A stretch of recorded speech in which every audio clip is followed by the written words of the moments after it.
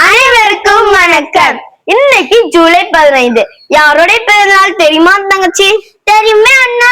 தமிழகத்தின் முன்னாள் முதலமைச்சர், அரசியலில் கிங் மேக்கர், கல்வி புரட்சியின் தந்தை, தன்னலமற்ற தேசிய தலைவர், எளிமையின் சிகரம், கல்வி கண் திறந்தவர், இப்படி பல கோணங்களில் அழைக்கப்படும் பெருந்தலைவர் காமராஜர் அவர்களுக்கு இன்று பிறந்தநாள் வாழ்த்துக்களை கூறிக்கொள்வதில் நாங்கள் பெருமிதம் கொள்கிறோம். 1903ஆம் ஆண்டு விருதுநகரில் தந்தை குமாரசாமி, தாயார் சிவகாமி இணையருக்கு மகனாக பிறந்தார். காமராஜரை கல்வி கண் திறந்தவர் என்றும் கல்வி தந்தை என்றும் ஏன் அழைக்கிறோம் தெரியுமா? தெரியுமே, நான் சொல்லட்டா? சொல்லு.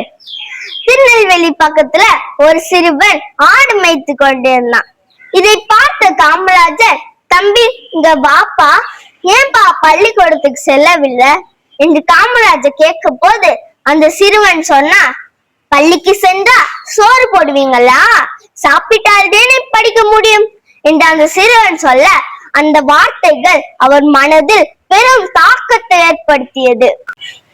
அன்றைய காலகட்டத்தில் ஏழை குடும்பத்தில் 3 வேளை சாப்பாடுக்கு கஷ்டப்படும் போது பெற்றோர்கள் தன் குழந்தைகளை பள்ளிக்கூடத்துக்கு அனுப்ப தயங்கினார்கள்.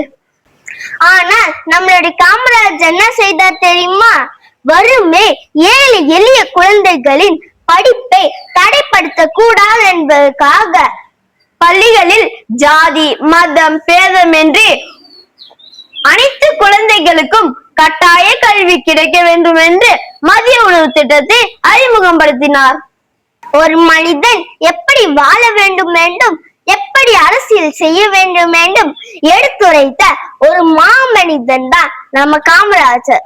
நம் காமராஜர் படிக்காத மேதை அல்ல, ஏழை குழந்தைகளை படிக்க வைத்த மேதை என்று கூறி முடிக்கிறேன். நன்றி, வணக்கம்.